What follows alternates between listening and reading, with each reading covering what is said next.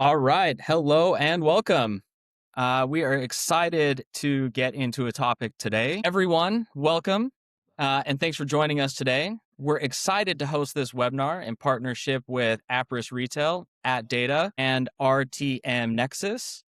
The topic we're going to be covering today is the true cost of returns, how identity, data, and consumer behavior are reshaping retail.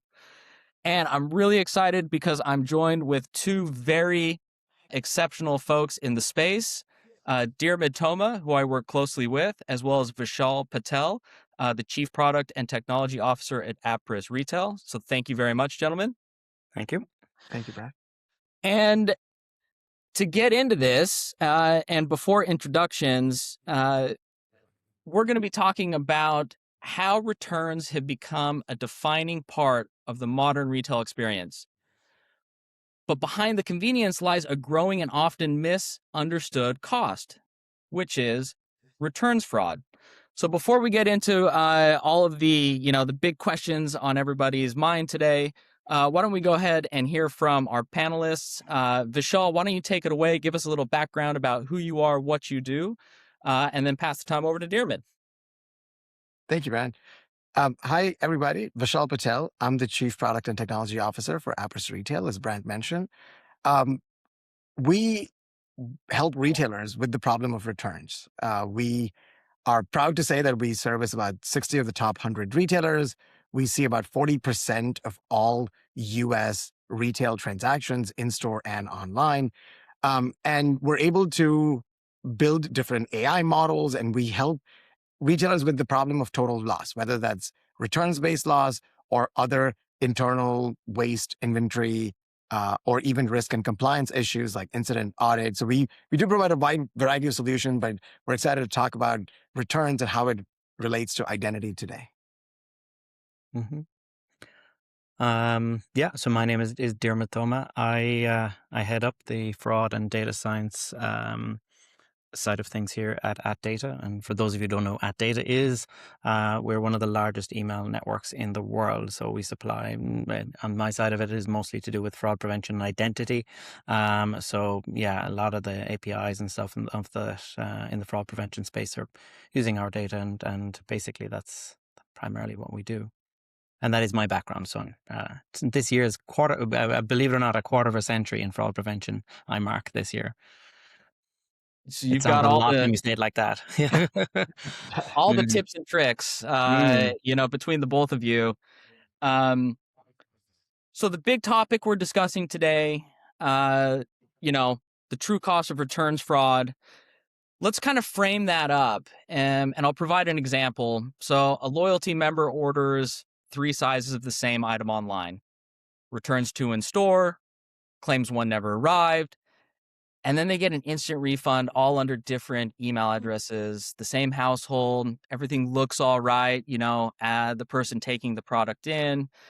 No alarm really goes off until the quarterly margin review. So we start to see losses starting to seep in. Something to keep in mind as we get going in this, within this topic, returns abuse is at an all-time high. So we're looking at just under $700 billion in returns fraud, which is, a huge number that merchants, e-com companies, brick and mortars are having to deal with right now. And one thing I want to be very specific with, it's really targeting everybody across the organization. So whether you own the CRM, the customer experience, marketing, fraud prevention, payments, it's starting to hit all of those KPIs. And it's something that, we're really trying to grapple with between Appriss Retail and @Data. So that gives you kind of the landscape, what people are dealing with. I want to get into kind of the earlier stages of what returns fraud looked like. Vishal, maybe you can take me through, how have return fraud tactics evolved from traditional in-store scams to kind of what we're experiencing today? So past versus present. Yeah, happy to. Traditionally, return fraud, especially in store, was things like, you would make up a fake receipt, right? Or somebody is dumpster diving and looking for receipts that they're then returning stolen merchandise with. A lot of retailers will accept returns without a receipt, right? So there is a level of fraud that was happening in store with that. Or you could price switch, right? So price tag gets switched, or your classic wardrobing, or you might be colluding with an employee.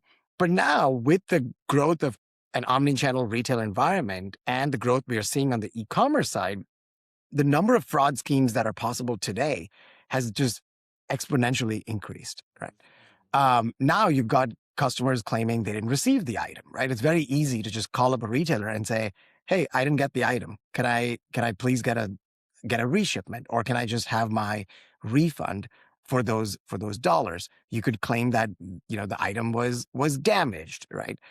There are now professional returners. There are services that will do this on behalf of consumers for a small fee and get them the most amount of refunds and returns they can from the retailer. And all of this starts out by just not having that clean visibility, and then connecting the in-store, the online, the call center, and how the customers are expecting to interact with each of these different touch points. Mhm. Yeah, excellent. And so we're looking at the past, we're looking at the present. Maybe you could give me just a little bit more about how Appriss also is viewing this type of problem. What type of kind of new tools and tricks do you have in place, just so we understand where you fit in? Yeah. So I think maybe it's worth calling out, Brian. I know we covered at the top of the hour, right? $700 billion in returns across Yes. the industry.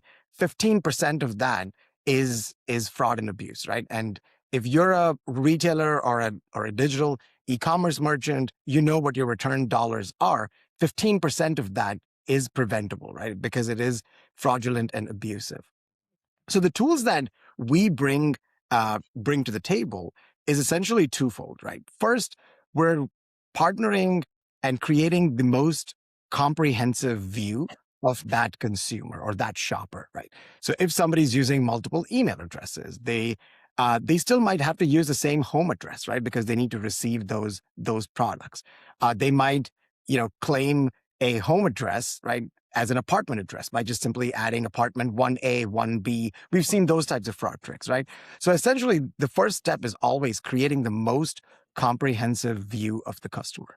And that involves bringing in all of their store activity, bringing in their online activity, bringing in all of the appeasements or claims or item not received, lost order shipments, right? All of those from the customer service channel, and creating the most comprehensive view of that shopper. Step two is then applying these really dynamic AI and machine learning models that are able to make intelligent decisions versus your traditional rules-based policies, right? Traditionally, retailers had simple rules in place, right? 30 days and you can return any merchandise. And maybe there's a caveat of certain SKUs that you cannot return. But for the most part, these return policies are very, very static. I always like to ask customers to think of it this way. If your very best shopper was standing right in front of you on day 32, would you not want to take that return, right? And I think the overwhelming answer from your CX team and from every retailer is always yes, we would absolutely want to take that return because we want to give them a positive experience. And that's where identity plus AI models can create a very powerful solution. Yeah, I love that. And Dearman, I want to get you in the mix here because as we're talking about all of these, what I love that Vishal said is a comprehensive view of the shopper. Kind of what does that really mean? But before we get into that, I'm also interested with your experience in fraud. Why do you think so many consumers rationalize return fraud as not really fraud?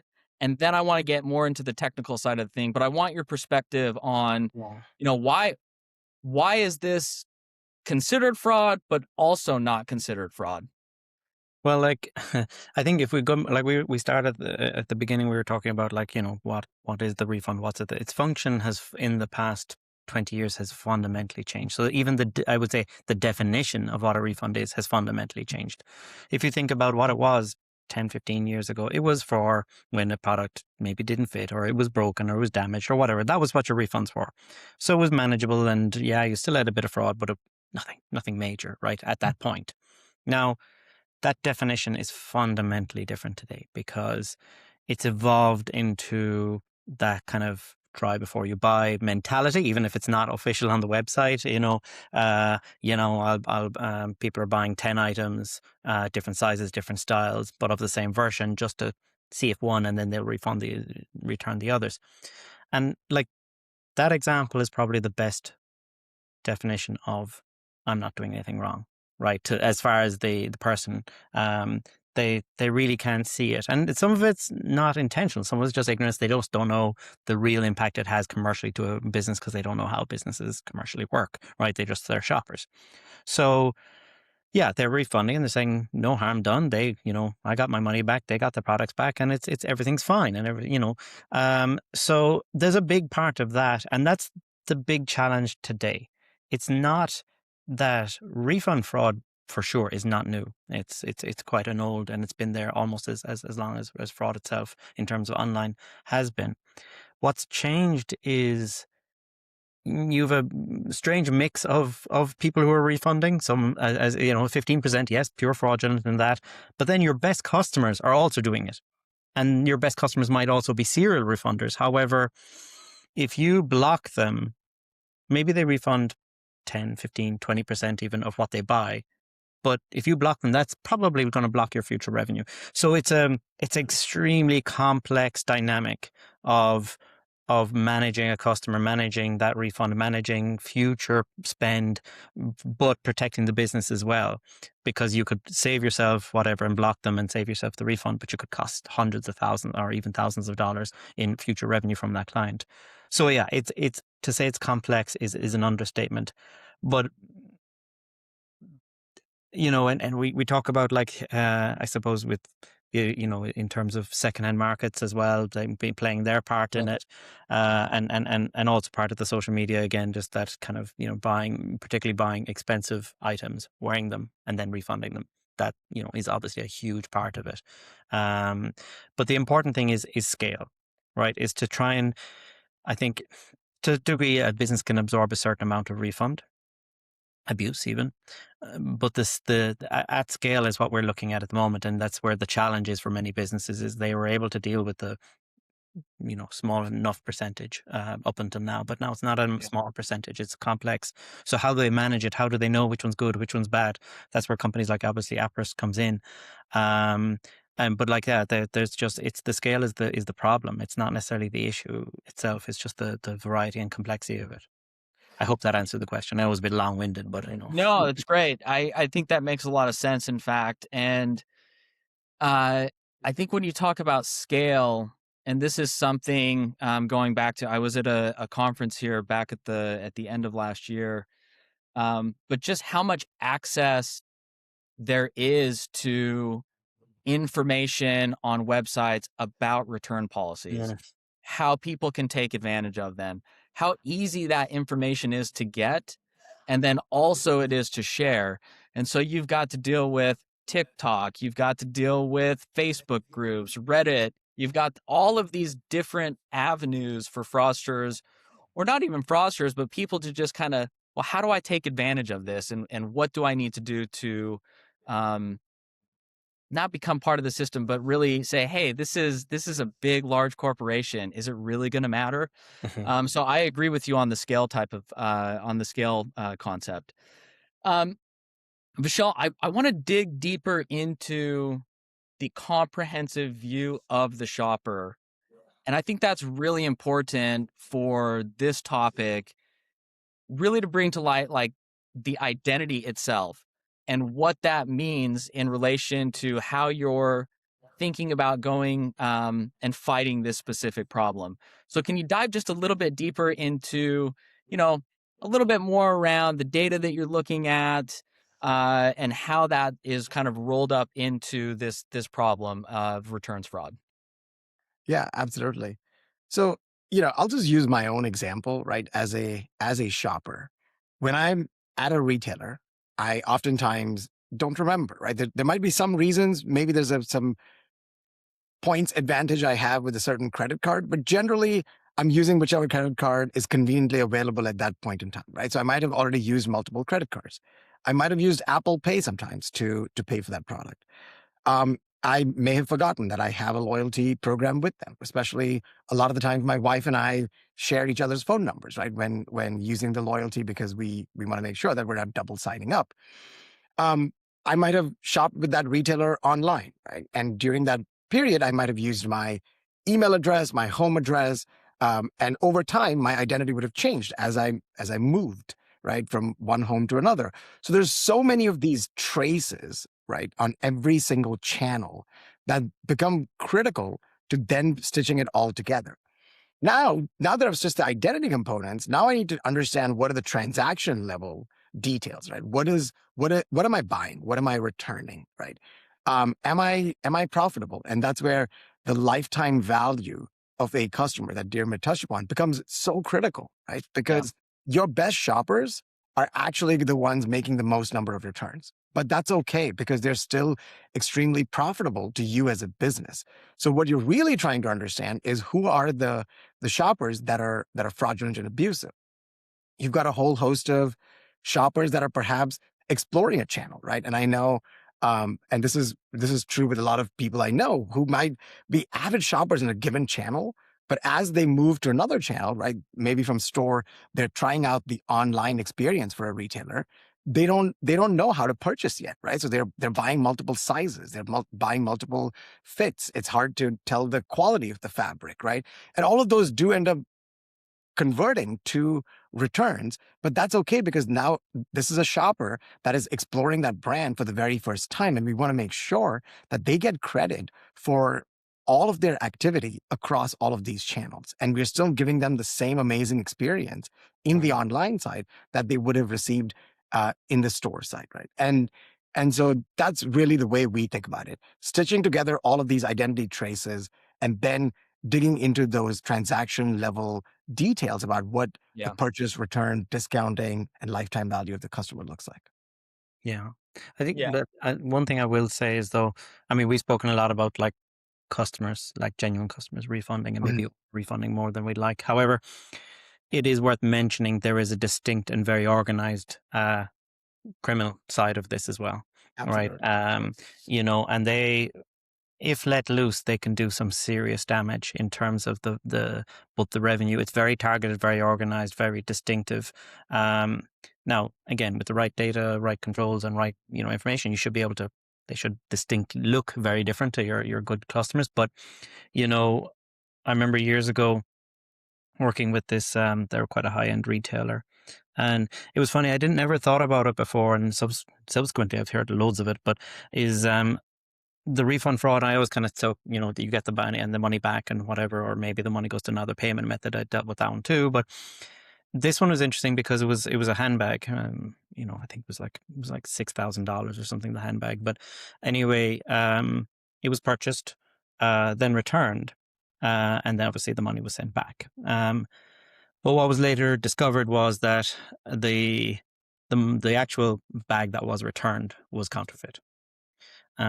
So they lost that. But what make it worse is they resold the counterfeit handbag. So this is a genuine brand. They own the brand, selling a counterfeit version of their own goods. So the brand impact and the brand damage was huge. And it was just funny because up until then, I'd never really thought about that. The fraudsters are always giving you a different view of things, but it was an interesting dynamic to it. But it shows you the scale of it. I mean, there's big money involved in this. So there is a distinctly organized and structured. It's not all the casual kind of like, maybe a And refund. thought abuse that people Yeah, talk. there is a There's distinct and criminal organizations that do work on this in this industry as well. So it's just worth mentioning. Yeah, there's that kind of that long-term effect that it's not just, hey, we're returning this item, but it's going to affect several different, people yeah. in the process. And if somebody's, being sent a $6,000 bag that's a fake, that's loyalty, brand damaging. I mean, there's a lot that goes into it that you have Mhm. to consider. So, Yeah. um, And that's where, Brand, what's very interesting is a lot of the times I also see, you know, across different verticals, the same problem exists, right? We've seen fake sure. products in electronics, power tools, Mhm. right? Apparel, luxury goods. It doesn't really matter what vertical you're in. Fraudsters have a way to figure it out. And to your point, which we covered earlier, the whole social media normalization or the Yeah, consumer's rationalization of the retailer, suddenly these become okay, right? And then there are organized groups that are just exploiting this at scale. Mhm. yeah, Actually, I end on this anecdote, but because I think everybody's familiar with the one where, because Amazon used to return on weight, so the item that came back was the same weight and Mhm. that. So, but there was a bag of sand the same weight as the yep. product that was returned, Brick in a money box. and gone. So, yeah, even the big giants have this issue, or even more so. Yeah. So I want to turn back to um, this concept of identity traces, and I like that there's a little bit of play on words here. Pyramid, I mean, we work together. We've talked a lot about this, but another version of that is identity events. Hmm. And I like how you guys are bridging that gap. Okay, well, we've got identity traces, identity events, but dig in a little bit. What does that mean exactly? As you're thinking through, returns frauds, ecom, Yeah. what does that mean to you? Well, I mean, historically and traditionally, an identity, in particular the digital identity, is considered like your email, your maybe your phone, maybe your computer, and your other elements, IP, and so on, right? And yes, they're major components of your digital identity. However, digital identity is expanding and is growing, and your profile is getting bigger as your digital footprint effectively increases. But the use of that data and where it's being used is part of that identity. So Sure. if you, yeah, your identity is not static effectively. What it means is not only does it not those elements change, your email change, maybe your phone changes, that kind of thing, but is, you know, where you're buying it, what's the consistency, is there regularity to, okay, I always shop, here in Macy's, I don't shop over here. That's part of your fingerprint, right? That's building and building and building. And what effectively it does, particularly for large platforms like Appriss or even ourselves, right, where we start to build, like we're effectively a consortium platform where we see thousands, well, we see billions actually every month of emails being used globally, in different locations, and we're seeing that, okay, this is normal behavior, right? And then all of a sudden, boom, something else happens, and it's yeah, it's the same email or same iPhone, whatever, but it's Yeah. completely abnormal. So that's the exception criteria that we try and build into the logic as well. That we're like, is it synthetic? Is it identity theft? Is it whatever? It could be lots of different things, but yeah, like I think that's where these traces, as you referred to them, which is a good kind of term, I Yeah, suppose. I Or like that terminology a lot. yeah, yeah. As you're leaving kind of traces as you go along, and they form a large. I suppose the other way to look at it, the way I kind of explain to people, is your identity is a timeline. It's not a static point in time. It's an entirety of a timeline, and that timeline should evolve gradually, not suddenly. So if you're always in, I don't know, Dakota in the US, and then all of a sudden you're in Nairobi, maybe you're on holidays, yes, but it does throw a different element of risk associated with the transaction, the refund, or whatever you're processing. Yeah. I like that as a summary, definitely. Um, so I want to shift gears a little bit. And this has been a big topic on everybody's mind. I think from a payments perspective, a fraud prevention perspective. Vishal, I really want your take on where you see the agentic side of things going as it relates to an agent buying something, returning something, and how that plays into your world and kind of how you're thinking about it, especially at your level of the organization. Yeah. So that's definitely, an area where we're expecting a lot of growth, right? We're already seeing real examples of agentic checkout, right? Where an agent is buying the product on behalf of a shopper, right? And while I was at NRF this year, there was a lot of different panels that talked about that specifically. That you're no longer going to be convincing a shopper and through personalization to buy a product. You're actually perhaps convincing an agent to buy that. But now, what happens where does that liability or the risk lie Yeah. when an agent makes a purchase or is exploiting a given loophole, right, Yeah. in a retailer's environment, right? And then how do retailers then protect themselves when an agent is making a purchase and then a subsequent return as well, right? And with AI and agents are going to be extremely smart, right? They're going to be extremely smart at figuring out all the ways in which they can get the maximum discounts, right? We're already seeing a lot of usage of that. So the margin pressure for the retailer is very, very real when it comes to these types of scenarios. Mhm. Yeah. And Yeah. Dearmid, I would love your point of view on this as well. But quickly, you mentioned margin pressure. Hmm. And it's always interesting to hear it talked about because we have these tools that we can implement and companies can utilize them for the benefit. Um, but do they make sense for the business on the other end too? Anyway, I digress because it's a tough topic to get into. It just can companies afford it, right? But I Yes. feel like they have to because there's just so much at risk. There's so many issues that could come at play. So, in Let any me event, I'll stop there. But Dearman, I'd love your take on agentic Mhm. AI and where you see that as well heading in this space. Well, I can. I suppose I can. I don't know exactly, but is the honest answer. But it's no, but it is taking off. And I was thinking about this recently because we speak to like dozens of companies every week in different scenarios, and there was one particular anyway that had relevance to this in terms of how to manage it. And you're like, well, how do you manage it? It's AI, it's everywhere, it's this, and you're like, okay, there's a part of it kind of says wait and see, but that not entirely true. I was thinking I was actually working something else was to do with contracts and stuff, and I was like, well, the one thing that AI does, and Vishal, you touched on it there, right? Which is it goes through the fine detail. You know all those terms and conditions Mhm. that we scroll through and never read and just go click accept and move on. Yeah, that. But it reads them, It and reads it. Mhm. yeah, so it reads them and it knows the refund policy. It knows that. So one piece of advice I do have for businesses is make sure you have a robust and sensible refund policy, right? It's in your T's and C's and say like if it's one or if it's two, whatever the policy is best for your business depends on the risk associated that you want to take. But that's a good start, right? Because it does read that. It does go through it. It does, Mhm. so, and it's generally speaking, well, at the moment, before it hasn't gone rogue at the moment. So it's going to abide by those rules, right? That you set down as per and say, well, we Yeah. reference that or else it's in breach. So that's the first thing. Where does it go? Yeah, it's very complex because it's I would say the agentic thing goes well beyond the issue of refunds, to be honest with you, because you don't need a website anymore, particularly for agentic. You don't need, there's no ads anymore for your agentic because it's not reading any of them. It doesn't need pictures, it doesn't need anything like that. It just goes through. So it does change things a lot.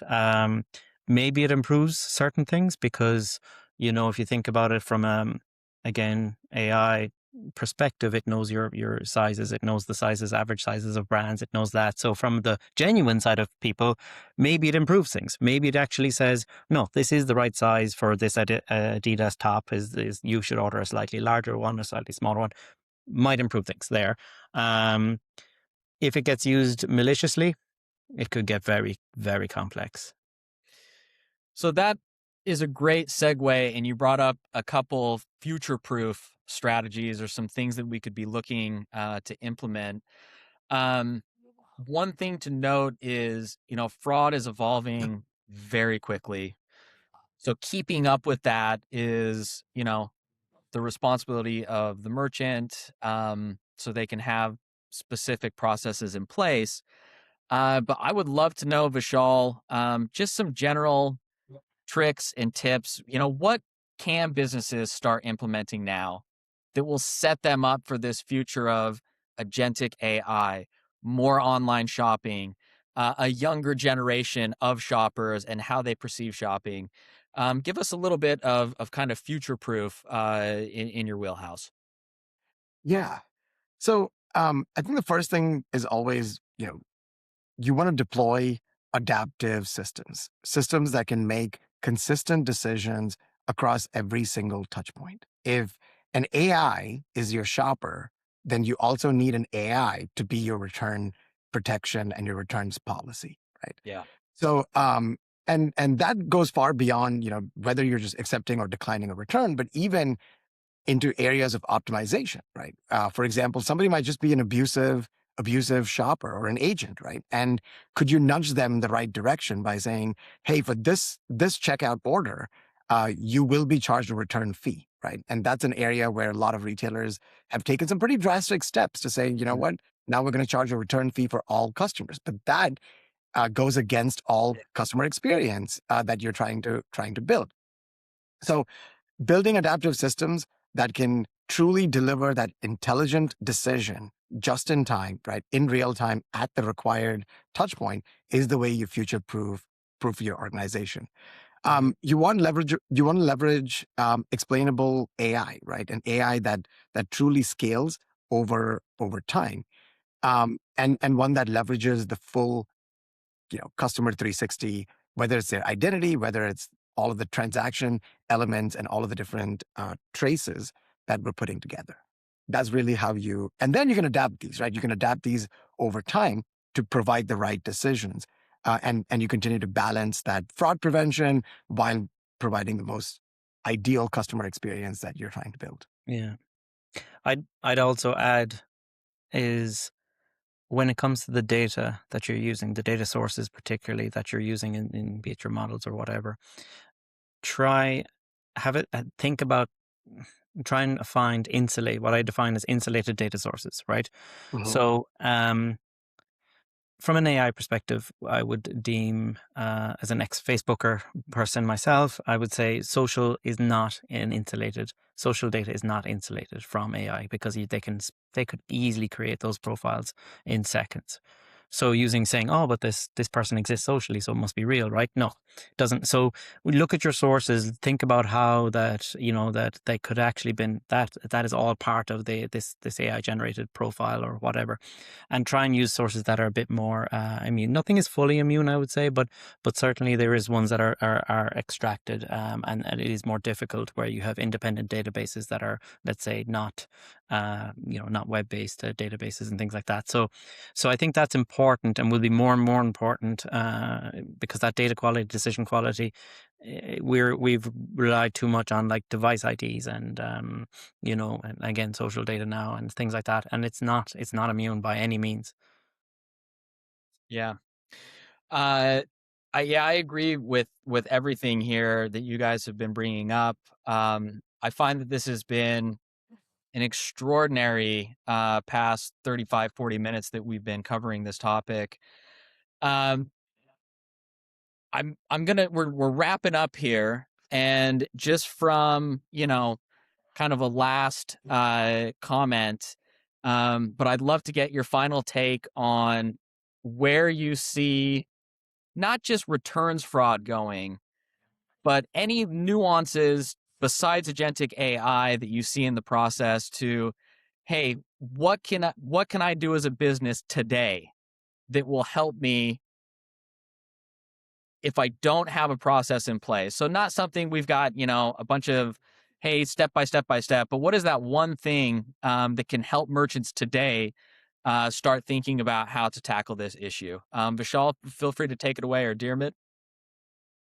Um, I can go first. I think the thing that you can absolutely do today is deploy these intelligent solutions that can create a consistent experience for your shoppers, whether it's in store, online, or through the call center, right? It becomes very important to have a consistent omni-channel intelligence, along with, as Dermot pointed out, real data, right? Data that can truly help you make the most accurate decisions. And those systems are going to continue to evolve and scale, um, as retail changes. Retail has always been fast evolving and has always been Yes. changing. And this is the next wave, right? We're in that next wave and the next set of changes that are upcoming. Hmm. Super. Yeah, I transparency is incredibly important with the customer, right? About, like as I said, about the your rules, whatever refund and what it might be.